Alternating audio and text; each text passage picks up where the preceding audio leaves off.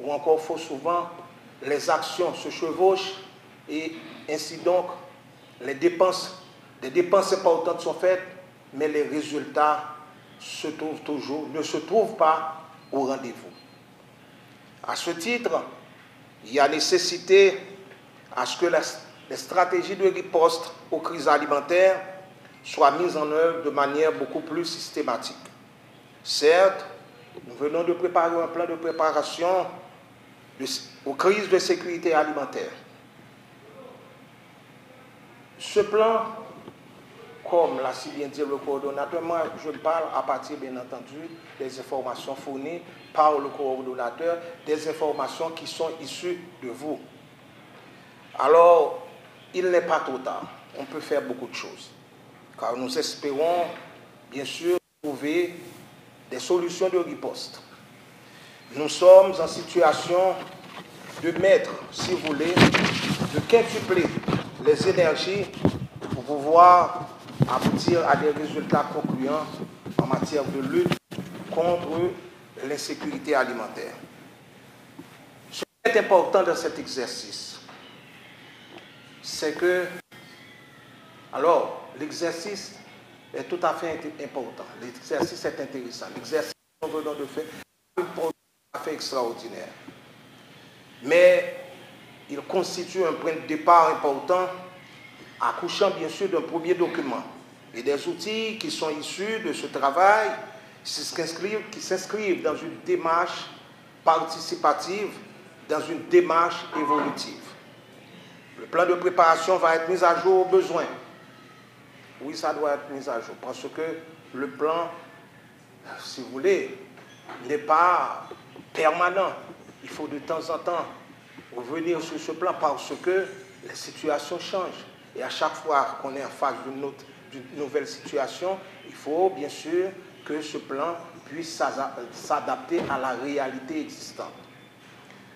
Et ainsi donc, c'est un plan qui va s'inscrire dans, si vous voulez, dans un processus, comme j'ai eu à le dire, dans un processus évolutif. Ce processus prendra bien sûr en compte les enseignements tirés, reflètera les changements apportés au dispositif institutionnel. Le plan renforcera bien entendu la collaboration entre les différents acteurs et partenaires d'appui. Le plan consolidera l'appropriation par les pouvoirs publics que nous représentons et la capacité des nationaux à piloter les efforts de préparation aux crises alimentaires et nutritionnelles. Et je voudrais, si vous voulez, vous mettre en situation de combattant, puisqu'en fait, chacun de vous ici présent, qu'il s'agisse, bien entendu, des partenaires techniques et financiers, qu'il s'agisse des cadres ici présents, qu'il s'agisse de nous autres, comme, en tout cas, placés à une échelle décisionnelle. Je dois vous dire que nous sommes condamnés à faire un travail de longue haleine, à faire un travail assidu. Et nous devons, pourquoi pas, nous aligner à côté de Saint-Exupéry qui eut à dire il faut sauver la part de l'homme qui mérite d'être sauvé.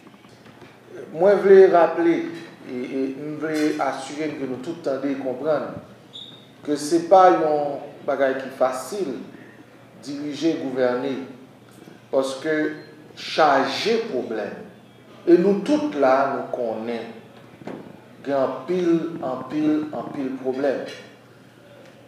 Premier problème qui toujours vient sous bouche tout le monde, c'est le problème insécurité.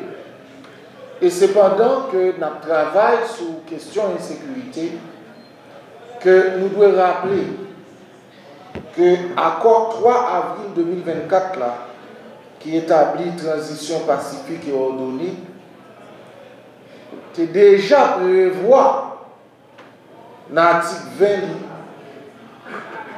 nécessité pour le gouvernement combattre l'insécurité alimentaire. Et c'est dans toute action ça qui a posé pour nous porter réponse à la question insécurité que nous tous malheureusement vivons pendant plus de temps. que nous sommes capables de dire avec le travail CNSA que chiffre pas fait plaisir. Chiffre pas fait plaisir parce que ça CNSA dit nous à partir du travail que vous faites de 2008 à 2024, nous passons de 2,5 millions à 5,4 millions de monde qui tombaient dans l'insécurité alimentaire. Et ça va qu'est sauté, ça va peut-être fait mal, parce que justement, il montrait que la population est de plus en plus vulnérable. Cependant, toute question est prioritaire. Et c'est dans ce sens ça, insécurité alimentaire là, c'est une plus grosse priorité que le gouvernement gagne. Et c'est dans ce sens ça que le gouvernement engagé les feuilles de route qui communiquent. Et le ministre de l'Agriculture a déjà fait état de tout engagement qu'il prend.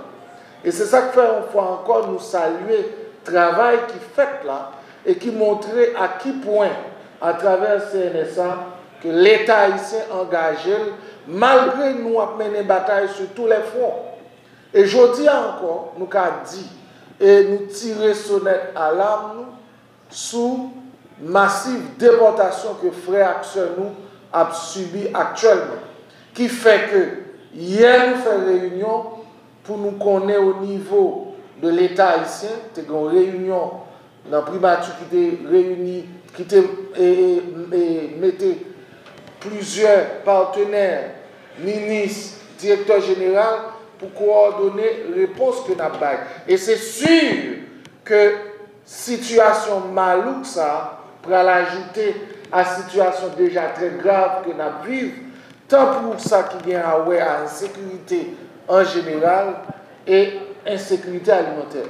Mesdames et messieurs les participants, je voudrais tout d'abord remercier et féliciter les représentants de la primature, le ministère de l'Agriculture et aussi la Coordination nationale de la sécurité alimentaire pour la réalisation de cet atelier technique qui a été très riche et a permis d'échanger, de se confronter et de trouver des concepts très collés ensemble sur des aspects très critiques et essentiels entre tous les acteurs impliqués dans l'appui au gouvernement haïtien et à la population dans la réponse aux crises de sécurité alimentaire.